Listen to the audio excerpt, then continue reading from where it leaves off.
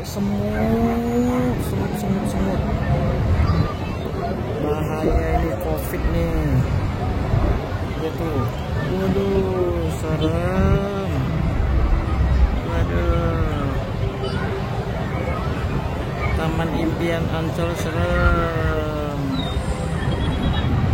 Dari ujung ke ujung kayak semut. Waduh.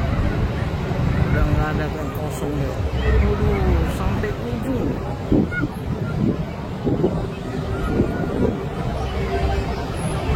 Oh, manusia semua ini.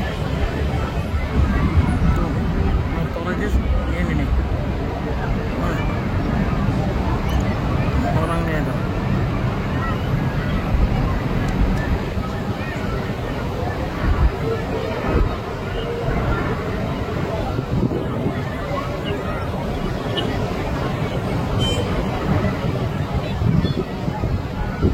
Tinggi lautnya.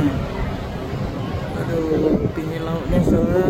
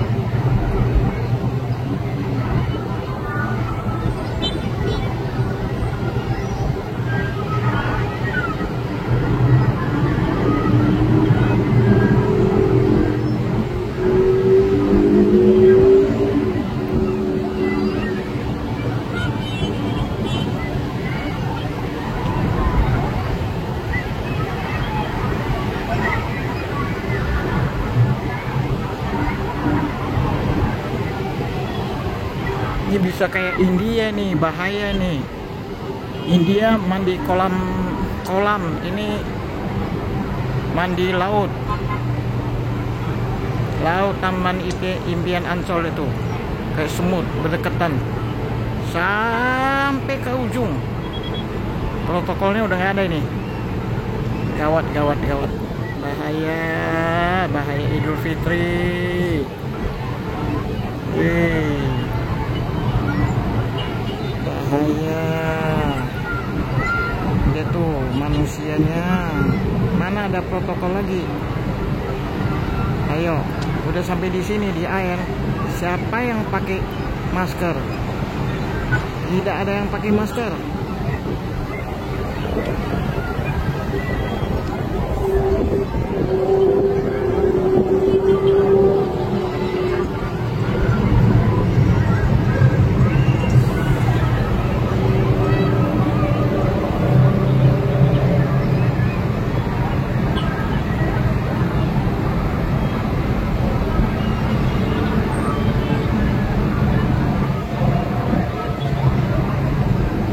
Mengerikan.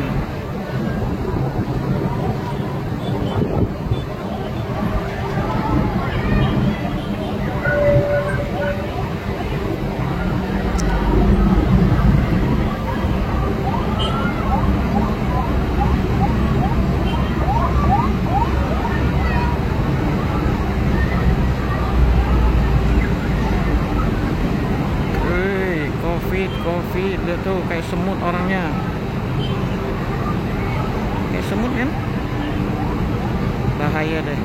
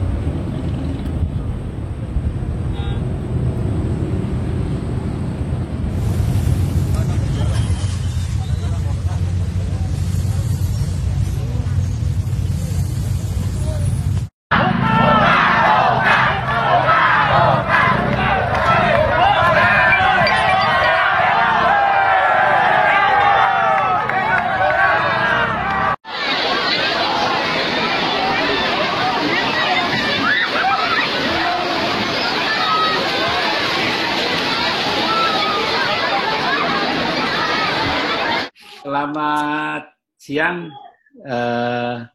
Kita sekarang pemirsa kita berjumpa lagi nih dengan Presiden-elek nih Dr. Adib Humaydi, spesialis ortopedi. Selamat siang Dr. Adib. Selamat siang. Assalamualaikum. Ya, assalamualaikum warahmatullahi wabarakatuh. Kang Adib, selamat Lebaran ya, Idul Fitri. Ya. Mohon maaf lahir dan batin. Saya juga ini nggak salah ini ditemani oleh Bang Jamir Alwi nih dari jauh-jauh nih kita datengin nih ya. Ini dari Pali ya, Pak? Ya, Kabupaten Pali, Sumatera Selatan. Kabupaten Sumatera Selatan. Ya, ini kita terakhir bertemu di Samarinda. Assalamualaikum Bang Jamir. Waalaikumsalam. Ya, minal aidin wal faizin juga nih. Iya, sama-sama Mas Lut. Ya, bila saya ada salah kata, salah ucap ya. Baik, tema kali ini saya berikan judul Tsunami COVID.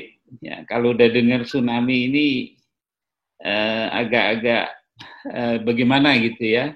Ini masalah tsunami COVID pasca Idul Fitri ya. Kita sebagai dokter, Dr. Adib, Dr. Jamir, bahwa ditugaskan juga sebagai guru ya, sebutannya. Bahwa kita adalah juga harus berperan aktif di segala bidang. Mas Adib ini di emergency case lagi. Jadi ketuanya ya. Saya anak buahnya beliau nih. Ya, nah ini Lebaran atau Idul Fitri atau di hari-hari besar lainnya mungkin hampir sama, tapi ini banyak prediksi agak lumayan besar mortalitas daripada penduduk. mudik sudah dilarang dengan peraturan negara yang mengatur. Namun akibat itu mungkin kita sama-sama lihat, kalau saya membaca dari pengamatan banyak orang, ada transmisi lokal.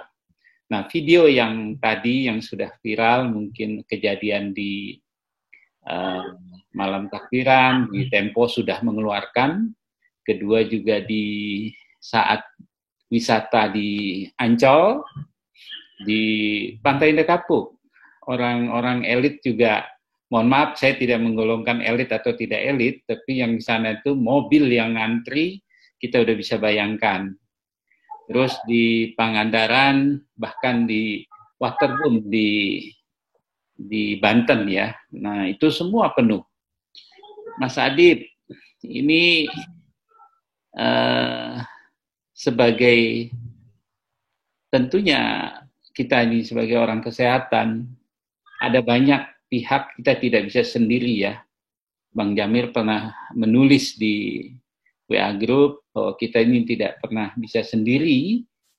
Tentunya ini tanggung jawab dari semua pihak, pemangku kepentingan, bahkan yang paling penting adalah masyarakat juga. Antara hasrat untuk mudik, hasrat untuk berlibur di hari Lebaran, ini siapa yang akan menjaga? Karena ekonomi harus dipulihkan karena wisatanya itu. Banyak pengaturan wisata ini udah nggak bisa diatur lagi pada hari besar seperti Hari Raya Idul Fitri ini. Saya memohon tanggapan dari Mas Adib. Mas Adib ini adalah wakil daripada Ketua Umum yang insya Allah sudah terpilih di Samarinda, akan memimpin di tahun 2021. Mungkin bisa tanggapannya Mas Adib atas kekhawatiran kita untuk terjadinya tsunami. Silakan Mas Adib. Ya, terima kasih Kang Adi, Bang Jamir. Ya, jadi memang beberapa hari terakhir juga bahkan sebelum Lebaran ini sudah sempat kita lontarkan dalam setiap diskusi. Sehingga teman-teman media pun banyak meminta tanggapan potensi yang akan bisa terjadi pasca Lebaran ini. Jadi ada klaster baru yang sangat dikhawatirkan yang berkaitan dengan Lebaran ini gitu. Jadi kalau kemudian melihat perspektif ya sebelum munculnya video itu ada sebuah kondisi yang memang sudah bisa diprediksi sebenarnya. Jadi kita sudah cukup banyak belajar. Jadi saya sekali lagi tekankan, kita sudah cukup banyak belajar 1 tahun ini. Cukup banyak belajar dari mana? Cukup banyak belajar dari proses COVID yang ada di Indonesia. Jadi karakteristik khas di Indonesia terhadap pandemi, naik turunnya, gelombangnya seperti apa. Kalau saya bilang di Indonesia nggak ada namanya gelombang 1, gelombang 2. Yang ada bergelombang-gelombang gitu. Ini ada liburan pada tahun lalu, kemudian Juli, Agustus ada kenaikan kasus. November ada kenaikan kasus pasca liburan long weekend. Ditambah lagi liburan Natal, puncaknya adalah di Desember dan Januari. Itu kemudian membawa satu konsekuensi juga terhadap kondisi daripada tenaga medis dan tenaga kesehatan. Yang angka kematian bahkan di kita di dokter aja puncaknya memang pada saat di bulan Januari. Februari, Maret, April ini memang cenderung turun. Kasus turun. Laporan dari teman-teman di lapangan memang turun. Tapi sekali lagi ruangan ICU masih banyak. Gitu. Saya tidak bilang penuh karena sebagian memang bilang masih penuh ruang ICU perawatan COVID. Ya. Terus kemudian angka ruang isolasi di ringan sedang itu turun sampai 70%. Tetapi yang di ruangan ICU masih penuh. Nah, ini yang kemudian kita coba analisa. Ini sebelum klaster Lebaran. Kita coba analisa. Problemnya adalah satu, pengetahuan memang sekarang sudah tinggi. Edukasi kepada masyarakat tinggi sehingga dia tahu untuk melakukan satu isolasi mandiri. Tapi apa yang kurang? Pemahaman terkait dengan klinis ya, yang harus dipahami sehingga deteksi dini dan kapan dia harus segera ke rumah sakit itu yang sering terlambat. Sehingga datang ke rumah sakit sudah dalam kondisi yang berat sehingga akhirnya dibutuhkan ICU. Nah, saat ini pada saat bulan puasa ini kita mendapatkan laporan sudah mulai ada pergerakan naik. Pergerakan naik ini yang kemudian kita bisa lihat ada beberapa event yang terjadi. Ada Ramadan juga yang kemudian satu sisi ya ini memang kesulitan tersendiri buat pemerintah, baik itu pemerintah pusat dan pemerintah daerah. Kesulitannya di mana? Pada saat kita sekarang dengan kesannya kasus turun, kemudian akhirnya memberikan kesempatan untuk beberapa event tertentu, tapi tentunya dengan tetap memperhatikan protokol. Tapi kenyataan di lapangan, protokol itu banyak tidak dijalankan. Nah, itu yang menjadi satu kondisi. Ada event di bulan Ramadan yang itu mengakibatkan pergerakan masyarakat yang kemudian kasus cenderung ini naik. Angka perawatan kematian juga cenderung merangkak naik. Memang kalau diprosentasekan kesannya naik karena kemampuan testing kita sekarang lebih rendah. Kemampuan testing lebih banyak, memang sumbangsi testing lebih banyak dari DKI Jakarta itu.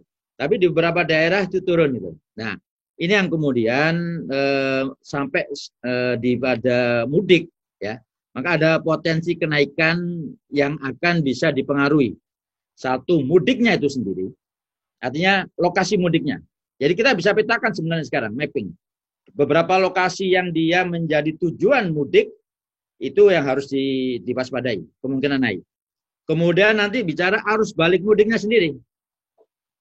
Daerah mana yang akan bisa terdampak untuk kemudian akan menjadi potensi kenaikan yang luar biasa adalah apa? DKI Jakarta salah satunya. DKI Jakarta, Jabodetabek bukan tidak mungkin 2 minggu pasca Lebaran ini akan mulai merangkak naik. Ya. Terus kemudian ditambah lagi ya tentunya kita masih melihat ada wisata liburan. Di Jakarta kemarin sempat kemudian di hari pertama Ancol seperti itu. Di Pantai Carita juga seperti itu. Di beberapa daerah yang lain juga banyak. Artinya apa? Kita selama ini mendengungkan SOP-nya sudah ada.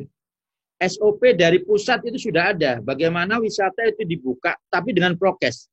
Tapi sekali lagi, konsistensi dalam menjalankan regulasi ini yang tidak ada. Siapa yang harus konsisten? Ya, tentunya kuncinya di sini adalah pengawasan di pemerintah daerah. Nah, inilah yang saya kira perlu untuk kemudian dijadikan satu upaya antisipasi. Jadi kita nggak perlu kaget. Ya, kalau menurut saya kita nggak akan kaget pasca Lebaran ini. Kenapa? Ini sudah kita prediksi. Kenaikan ini kita bisa prediksi. Kalau ada satu pertanyaan, kira-kira kenaikan seperti apa? Ya tentunya kita tidak berharap ya, tapi kemungkinan ini bisa terjadi seperti kasus di Januari. Apa dampak yang bisa terjadi? Okupansi rate perawatan di rumah sakit akan bisa naik sampai 93%, seperti di bulan Januari.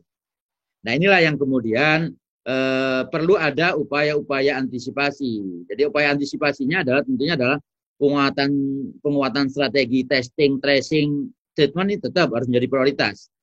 Jangan kemudian cenderung turun gitu loh. Jadi testing ini yang harus tetap dijalankan ya, karena kemampuan testing hanya beberapa wilayah. Hanya kalau data sebelumnya di bulan Januari kemampuan testing yang memang dia cukup bagus sesuai dengan standar WHO hanya 11 provinsi. Tapi sekarang udah mulai turun gitu. Nah, ini yang harus dikonsistenkan terhadap kemampuan testing ini. Kemudian ditambah lagi dengan tracing dan treatmentnya. Satu sisi yang juga kita harus antisipasi, ini beberapa keluhan, nanti mungkin Bang Jamir bisa menambahkan. Bahwa kalau kita bicara testing, tracing, treatment, maka yang menjadi ujung tombak di situ adalah nakes. Dokter dan nakes. Gitu. Satu sisi kita melihat psikologi masyarakat yang memang sudah fatigue ya. Nah, kalau masyarakat sudah fatigue, jangan bicara bahwa nakes nggak fatigue juga. Nakes juga fatigue, dokternya juga fatigue gitu. Tapi bukan berarti kemudian ini akhirnya meninggalkan prokes gitu. SOP harus tetap dijalankan. Pelayanan juga harus tetap dijalankan dengan protokol kesehatan atau SOP untuk pelindungan terhadap nakes dan dokternya. Nah, inilah yang kemudian ada beberapa keluhan yang juga saya kira perlu di dalam forum ini saya sampaikan, terutama buat teman-teman di pelayanan primer. Karena teman-teman dokter, teman-teman nakes di pelayanan primer, di puskesmas ini sekarang terbebani. Terbebani dengan apa? Satu sisi tadi mentalnya harus kita jaga. Saya sebagai pimpinan di ID, saya bertanggung jawab untuk kemudian menjaga mental daripada teman-teman yang ada di pelayanan. Apa yang kemudian terjadi di mereka? Mereka ditugaskan untuk kemudian melakukan pelayanan esensial sesuai dengan tugas pokok program puskesmas. Ditambah lagi sebagai edukator untuk melakukan penyuluhan. Ditambah lagi dengan tracer. Dia juga sebagai tracer. Ditambah lagi dengan apa lagi Bang Jamir? Vaksinator. Nah, 4 ini terus terang ya bebannya cukup berat buat mereka gitu loh. Sehingga satu sisi dia ditarget untuk vaksinnya harus tercapai, satu sisi dia harus melakukan edukasi. Nah, inilah yang kemudian saya tidak berharap kondisi mental ini kemudian mempengaruhi sehingga akhirnya mengakibatkan potensi terpapar di teman-teman di pelayanan primer itu naik. Nah, kemudian yang kedua, konsistensi. Sekali lagi konsistensi dalam kebijakan ini yang penting dan yang utama adalah pemerintah daerah. Dan yang ketiga adalah peningkatan dalam surveillance genomik. Ya, karena mutasi, kemungkinan mutasi yang saya kira kita bisa buat peta mutasi yang bisa terjadi. Dan kemudian sekali lagi edukasi selalu untuk kemudian menyampaikan bahwa kita belum selesai, kita masih perang melawan COVID, sehingga masyarakat juga harus tetap melakukan protokol. Ya. Mungkin itu nanti bisa kita ya. elaborasi lebih lanjut. Baik, Mas Adib, mungkin Bang Jamir ini bisa buka, sorry tadi. Oke, Bang Jamir ini seorang sarjana hukum juga ya, dokter sarjana hukum, magister hukum kesehatan. Lengkap ini Mas Adib ini. Beliau ini nggak salah ini, saya mampir di channel saya ini. Dia juga Ketua ID Kabupaten Pali ya, Sumatera Selatan, Wakil Ketua APKESMI, Asosiasi Puskesmas Indonesia ya? Iya. Iya, Bang Jamir ya, Sumatera Selatan. Dia juga Wakil Sekjen DPP KNPI Pusat. Wah, lengkap juga ini. Juru bicara COVID-19 Kabupaten Pali, Sumatera Selatan. Baik, Bang Jamir, ini kita tadi Pak Presiden-elek sudah menyebutkan nih dengan 3T ya. Adanya tracing, pencarian, testing, ya, terus treatment. Ini beban teman-teman di puskesmas ya, atau bahkan di FKTP juga ada yang berperan sebagai vaksinator. Saya mau minta nih pandangannya Bang Jamil ini sesuai dengan permasalahan yang sudah bergulir ya tadi, tsunami tsunami COVID pasca liburan panjang ya, bahkan liburan hari raya besar. Kira-kira apa nih pendapat dari Bang Jamil dan pesannya? Mangga, Bang Jamil Alfi, silakan. Terima kasih Kang Adi. Ya. Selamat siang juga ini Ketua Elek Dr. Adib. Ya. Jadi seperti kita tahu sama-sama kan, sebenarnya untuk strategi penanganan COVID itu kan 3T, 5M, dan disempurnakan dengan vaksinasi, kan gitu.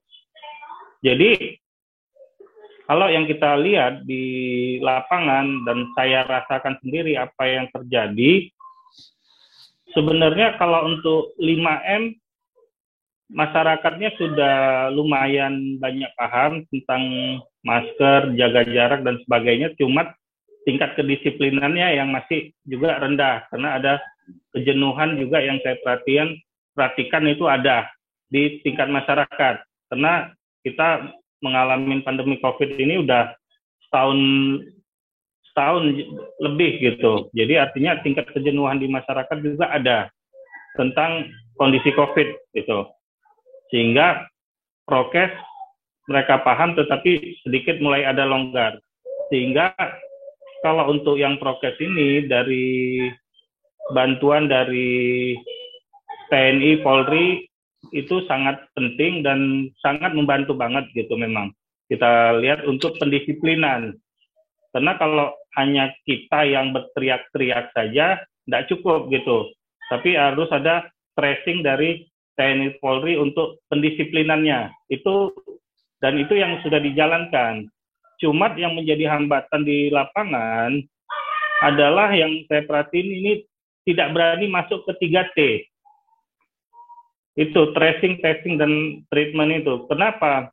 Asumsi mereka, baik dari kepolisian maupun kepala daerah ini kayaknya fobia dengan zonasi. Jadi mereka takut kalau ada zonasinya menjadi orange atau merah, mereka akan dapat teguran dari yang lebih atas gitu. Apalagi sejak ada instruksi Permendagri yang tentang PPKM ya, yang sampai bisa level skala RT RW pun bisa dipetakan gitu. Jadi itu mereka sangat stressing di situ gitu. Jangan sampai daerah mereka atau wilayah mereka itu menjadi oranye atau merah, karena kalau itu terjadi ya mereka dapat teguran gitu. Untuk menghindari teguran ini ya ada upaya-upaya yang saya lihat dari mereka gimana caranya ini tidak sampai merah gitu. Salah satunya ya selain ya menekan angka tracing tadi gitu. Itu yang saya alamin gitu. Dan saya selalu kayak kita di Kabupaten Pali, kalau sesuai target dari Kemenkes, secara hitung-hitungan, itu sesuai dengan komposisi penduduk, harusnya kita per minggu itu mengirim sampel 190 sampel per minggu. Tetapi memang kita nggak pernah sampai 190 per minggu, tapi pernah kita mencapai ya antara 120 sampai 140 per minggu pernah. Tetapi karena faktor tekanan dan sebagainya, sekarang tinggal 10% saja gitu dari target yang dicapai. Jadi artinya cuma sekitar 20 sampel per minggu. Jadi cukup jauh banget gitu. Dengan angka yang sebegitu saja, angka COVID masih tinggi, apalagi kalau kita tracing benar gitu. Jadi yang saya lihat seperti itu, karena mereka tidak berani itu, karena itu yang ditakutin. Saya udah berkali-kali juga jelasin bahwa kasus COVID ini kan hanya 20-30% yang ada gejala gitu, baik ringan sampai berat gitu. Dan sekitar 70-80% ini OTG. Jadi mereka berharap yang OTG ini nggak perlu dicari-cari gitu. Sementara saya bilang kalau kita mau menekan angka COVID, ya yang OTG ini yang mesti dibenerin dulu gitu. Karena inilah sumber penularan yang kita nggak tahu. Karena kan ya Kang Adi, kalau saya mengibaratkan COVID ini ibarat ranjau gitu. Jadi kalau 3T itu dalam rangka melacak di mana itu ranjaunya, terus menyingkirkan ranjaunya kalau sudah ketemu. Jadi kalau ranjaunya kita tidak ketemu, kita tidak berhasil lacak, maka masyarakat akan terjebak di dalam ranjau COVID ini gitu. Dan mereka tidak berani masuk ke dalam situ. Ini yang jadi tekanan-tekanan yang cukup drastis itu. Jadi artinya mungkin ke depannya ini harus dipikirkan untuk merubah stigma itu gitu. Artinya harus ada formulasi bahwa merah atau oranye itu bukan jadi persoalan gitu. Tapi itu membuktikan kinerja kita gitu. Saya berkali-kali ngomong di depan forum di kabupaten saya, ya ini bukti kita kerja gitu. Makanya kita jadi orange sama merah gitu. Pernah tempat saya pun jadi merah pernah gitu. Itu bukti kita kerja.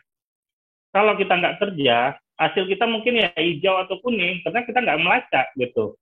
Nggak ada kasus. Apalagi ini tracing 3T ini sangat penting karena ini kan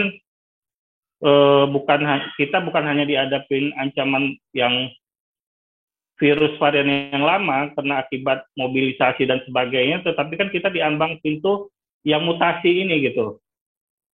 Jadi kalau ini nggak dilacak dengan benar, ya varian mutasi ini akan justru yang mendominasi nanti ke depannya gitu. Tempat saya udah ketemu kemarin satu yang diumumkan di Sumatera Selatan itu ada 4 kasus, salah satunya di tempat saya sendiri gitu.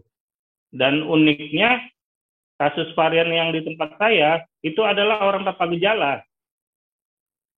Jadi bukan seperti yang di India, kalau kita lihat orang kena virus COVID varian India yang banyak mati tiba-tiba, sesak napas dan kasus berat. Malah di tempat saya ya kasusnya tanpa gejala, OTG. Jadi kalau nggak kita waspadai, justru ini jadi masalah besar ke depannya gitu. Ya. Baik, Bang Elwi, saya bertanya. Tentunya tadi kan ada satu persoalan ya dari pemangku jabatannya. Karena kalau kita biar bagaimanapun, kita adalah kalau berdiri di posisi ini sebagai dokter kan pasti kita adalah independen, menyuarakan hati yang benar. Ya. Apa upaya dari, apa upaya dari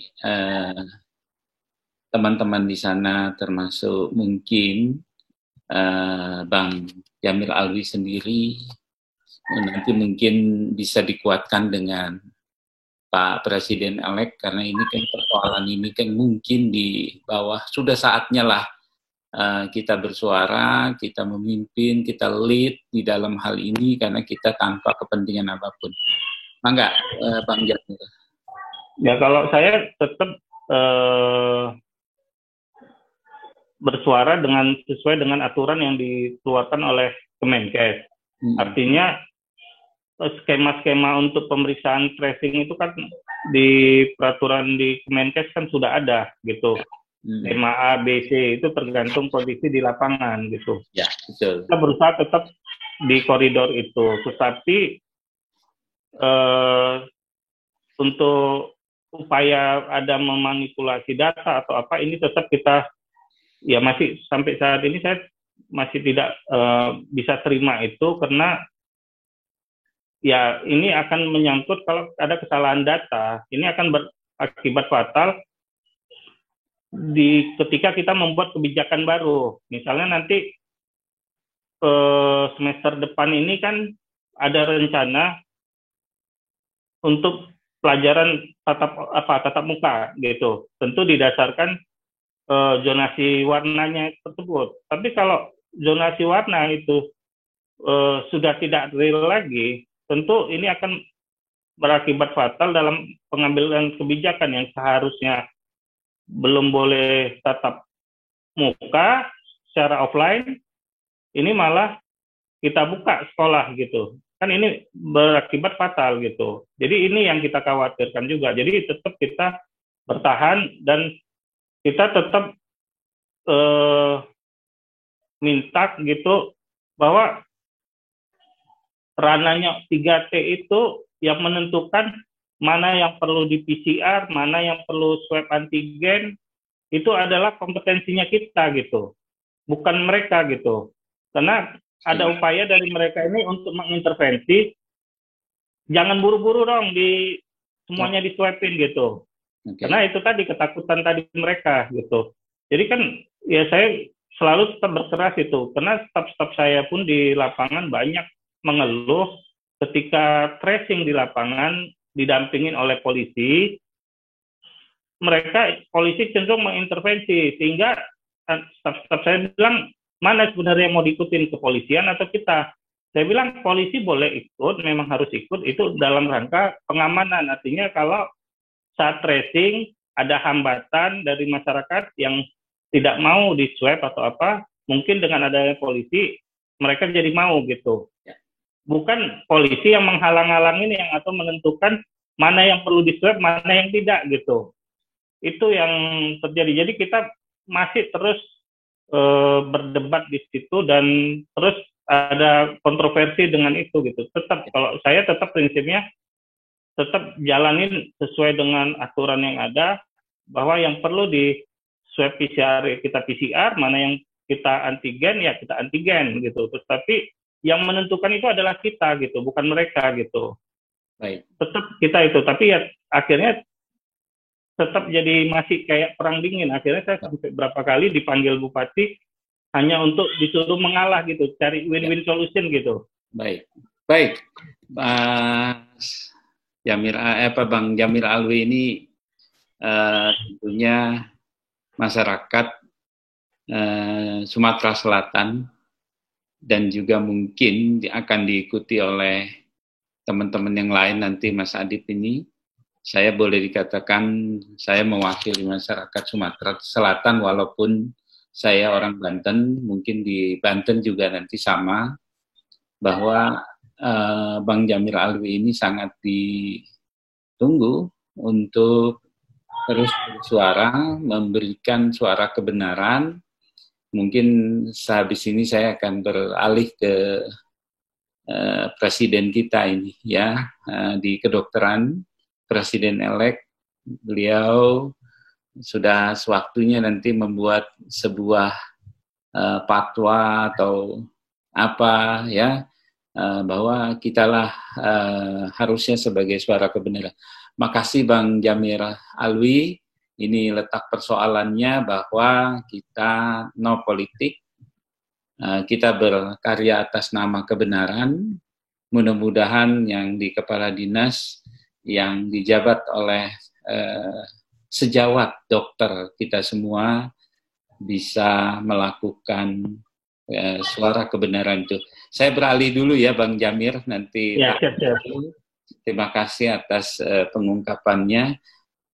Mas Adip, ini udah mulai nih Mas Adip agak sedikit ada satu, saya tidak mengatakan bahwa ini adalah satu politik taktis praktis ya, tetapi ini adalah, saya teringat sekali oleh satu guru besar kita, Prof. Sukman, dibilang medical politik. Apakah ini yang sesungguhnya Mas Adip? Karena biar bagaimanapun Bang Jamil Alwi mungkin yang lainnya, jujur kalau saya masih agak takut nih, tetapi saya setelah mendengar Bang Jamil Alwi, saatnya lah kita harusnya jauh lebih takut pada satu nilai kebenaran dibandingkan kita menutupi apapun. Tapi mungkin nanti kita kalau lakukan bersama-sama bukan memusuhi pemerintah, tetapi ini mengungkapkan yang kebenaran. Tadi masalah zona hijau, merah, kuning itu hanya warna. Tetapi yang sebenarnya itulah terkait tadi dengan masalah pembukaan sekolah ya, sampai saat ini masih terhambat terus ya, kasihan. Kok kapan kita bisa hijau, betul-betul hijau yang sesungguhnya ya Bang Alwi ya. Nah gimana Mas Adip ini pendapatnya ini? Ini mungkin sedikit lagi silakan. Ya, jadi apa yang disampaikan oleh Bang Jamil itu sebuah kondisi fakta yang dihadapi oleh teman-teman sejawat kita di lapangan. Hampir semua daerah kita bisa lihat. Bahkan akhirnya apa? Teman sejawat berhadapan dengan teman sejawat. Karena yang satu teman sejawatnya itu ada di klinisi dan kemudian di lapangan, satu sisi kemudian ada juga teman sejawat kita yang di birokrat. Inilah yang kemudian problematika ini sejak awal pandemi itu sudah terjadi. Gitu. Tetapi perlahan sebenarnya pemerintah, bahkan Presiden Jokowi pun sudah menyampaikan bahwa kebijakan-kebijakan di dalam permasalahan pandemi ini beliau akan tetap berkonsultasi berdasarkan referensi daripada ahli-ahli atau pakar-pakar kesehatan dan epidemiologi. Artinya itu yang ya dengan perjuangan yang cukup lama lah katakanlah ya, dari awal pandemi sampai kemudian akhirnya itu disampaikan oleh seorang presiden pada kasus itu naik, dan itu bukan tidak mungkin ya. Problemnya sekarang adalah gini, Satgas di BNPB katakanlah, kita punya Satgas BNPB, dia sudah buat yang namanya SOP. Bahkan yang namanya SOP di tempat wisata pun juga ada. SOP di dalam karantina, katakanlah isolasi mandiri juga sudah ada. Semuanya sudah ada ini sekarang. Kebijakan semua sudah ada. Problemnya adalah implementasi di lapangan. Dan pada saat kita bicara implementasi tadi yang disampaikan oleh Jamil, bahwa kondisinya adalah karena pengawalan implementasi itu terutama ini oleh pemerintah daerah yang masih lemah. Karena tadi aspek yang kemudian dihadapkan, masyarakat lebih banyak berhadapan adalah memang di daerah. Sehingga ada kecenderungan ya, selain tadi masalah apa namanya testingnya, kemampuan testing diturunkan dan sebagainya untuk menjaga zona tadi. Satu sisi yang lain itu juga karena memang kesulitan untuk istilahnya itu menghalangi pertumbuhan ekonomi gitu. Dan itu memang kalau kita lihat psikologinya itu sekarang masyarakat sudah tidak takut lagi dengan COVID. Yeah. Yang kemudian membawa satu dampak yang dimusi oleh masyarakat sekarang ini yang perlu kita juga harus jaga.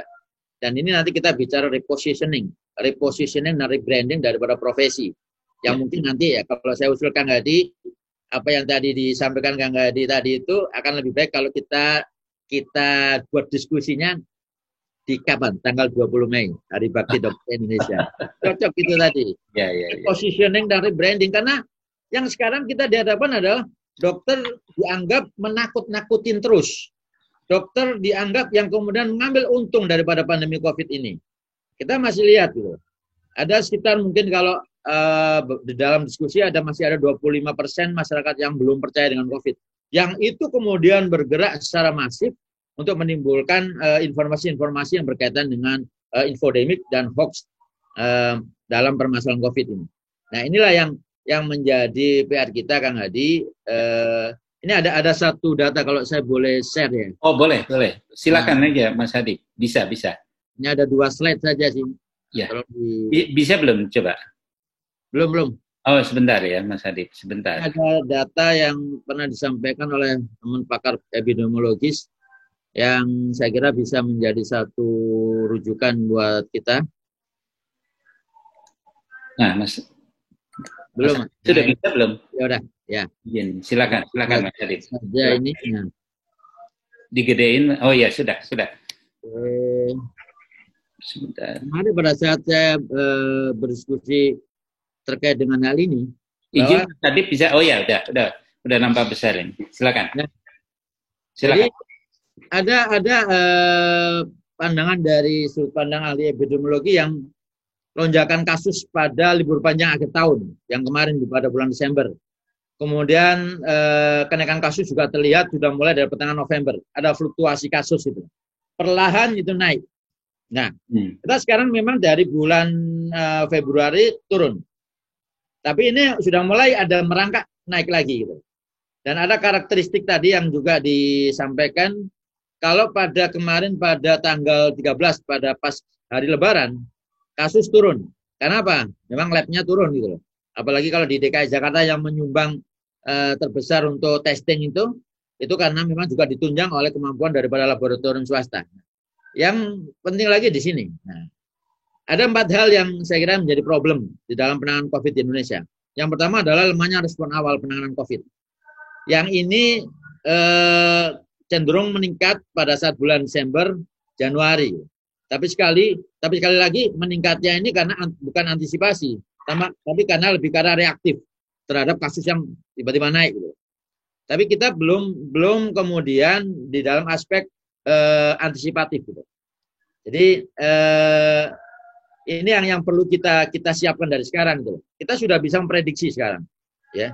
Walaupun ini masih dalam sisi prediksi epidemiologis dan prediksi dari medis ya.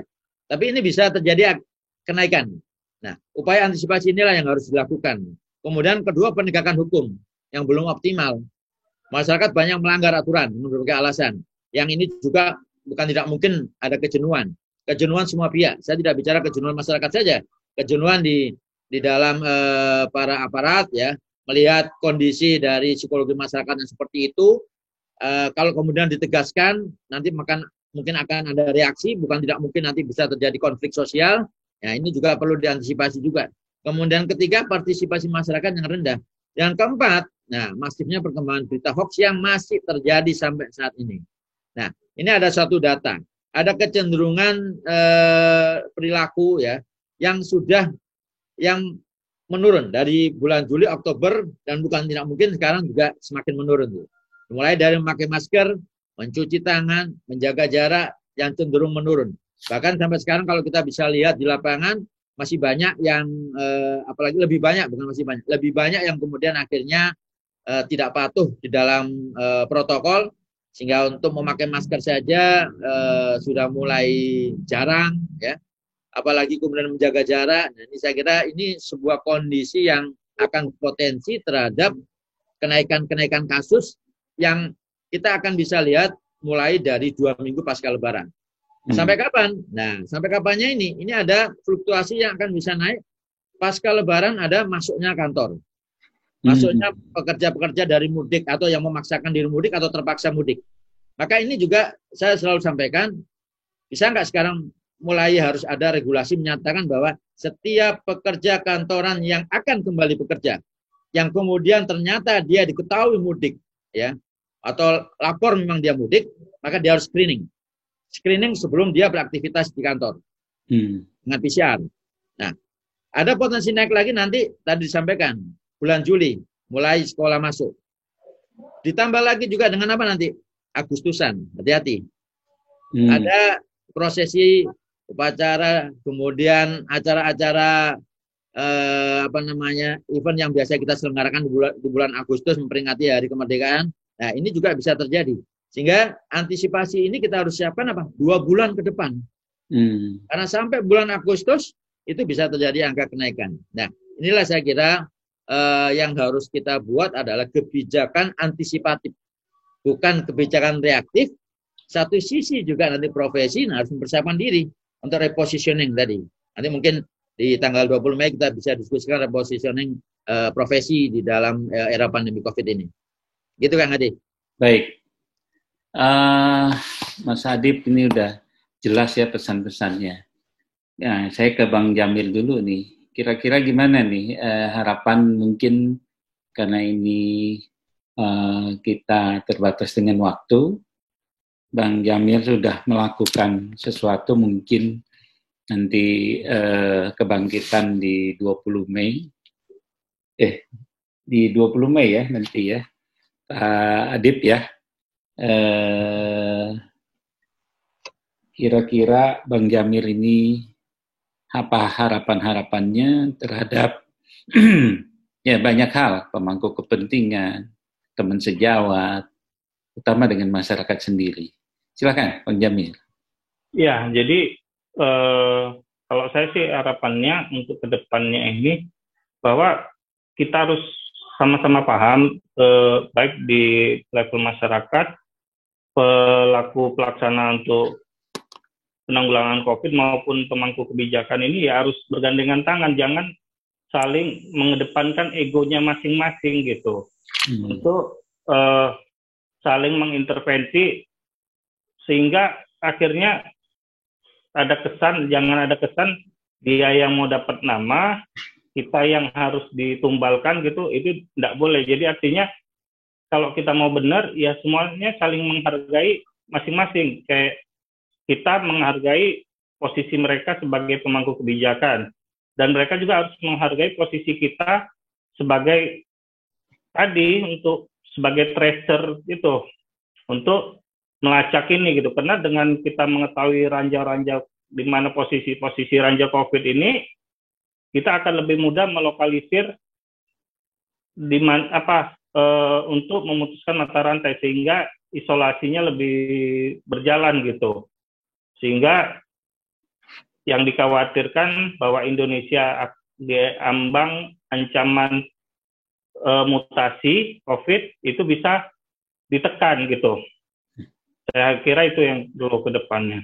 Ya. Baik. Bang Jamil Alwi, nanti mungkin kita sama-sama dengar bagi masyarakat umum, juga masyarakat yang khususnya kita, nakes ya, mudah-mudahan bisa kita antisipatif seperti pada yang tadi dikatakan Pak Presiden-elek adalah kebijakan antisipatif.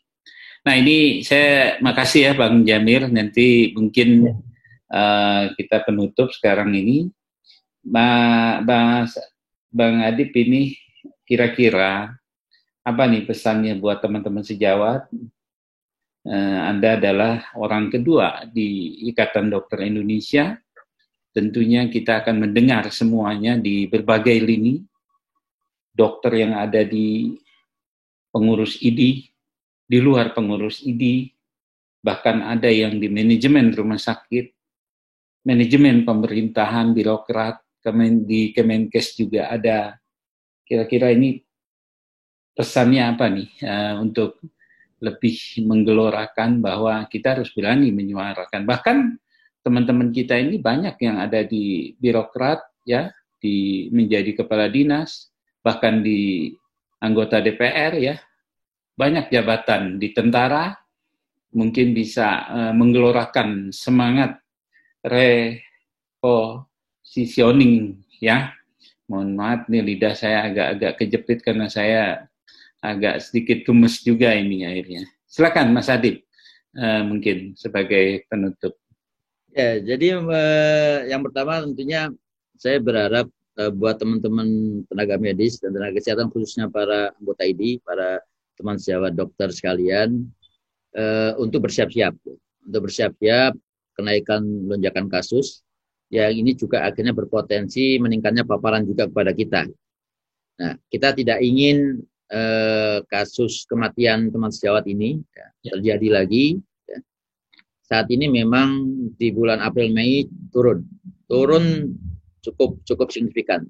Tapi dengan adanya mudik, adanya pasca Lebaran ini, maka lonjakan kasus ini kami mohon untuk teman-teman sejawat untuk siap-siap dan tetap menjalankan aktivitas di dalam pelayanan profesinya dengan standar protokol pelindungan dokter yang sudah ada. Kami dari tim mitigasi juga sudah membuat buku pedoman standar pelindungan dokter. Tolong itu benar-benar diperhatikan dan dijaga. Dan tentunya khususnya pada teman-teman sejawat yang mempunyai faktor risiko, punya komorbid, dan di usia-usia lanjut, ya, para guru-guru kita, senior-senior kita juga kami mohon untuk tetap menjaga kesehatannya, menjaga imunitasnya, dan yang ketiga yang paling penting juga adalah menjaga mental. Karena kita tahu bahwa kita semua capek, kita semua fatigue, ya, tapi kita tetap harus solid. Tadi apa yang disampaikan Kang Hadi tadi adalah setiap di dalam jiwa dokter dimanapun posisinya berada ada nilai kesejawatan, kekeluargaan, nilai yang tidak bisa hilang, seperti yang ada di dalam sumpah dokter yang sudah pernah kita ucapkan. Nah, inilah yang harus kita jaga gitu. Dan konsep di dalam ke depan, saya kira WHO pun juga sudah pernah menyampaikan, yang saya kira saya hanya mereminding saja, ada the 5-star doctor. The 5-star doctor yaitu dokter yang tidak hanya memiliki kompetensi sebagai medical care provider atau agen penyembuh saja, tapi juga mempunyai kompetensi sebagai community leader tadi. Jadi kalau menilik dari referensinya, temanya kemarin yang kita diskusikan Kang Hadi, internasional university, maka kita harus dua hal kita harus sampaikan. A voice of lead. Ya. Jadi kita harus menyuarakan untuk kepemimpinan tadi apa yang disampaikan Bang Jamil tadi, sama a vision of future healthcare. Jadi dua hal inilah yang harus kita sampaikan, di samping juga tadi 5-star tadi. Jadi medical care provider, community leader, kemudian decision maker, ya, kemudian komunikator, dan juga sebagai seorang manajer. Jadi 5 bintang di dalam profesi yang sudah pernah disampaikan oleh WHO untuk kita gelorakan. Jadi semangatnya yang tadi disampaikan oleh Bang Jamil tadi itu adalah semangat yang kita harus jaga dan kita harus gelorakan, kita cloning untuk supaya teman-teman sejawat kita semuanya tetap menyampaikan dasar-dasar kebenaran di dalam aspek untuk mengintervensi strategi-strategi penanganan pandemi COVID ini. Saya kira itu mungkin Kang Hadi, tetap semangat jaga kesehatan buat teman-teman sejawat semua, dan buat Kang Hadi juga, ya, tetap gelorakan suara-suara ini melalui Kang Hadi. Ya. Baik, terima kasih Mas Adib dengan Bang Jamil, ya, atas mampir di channel saya.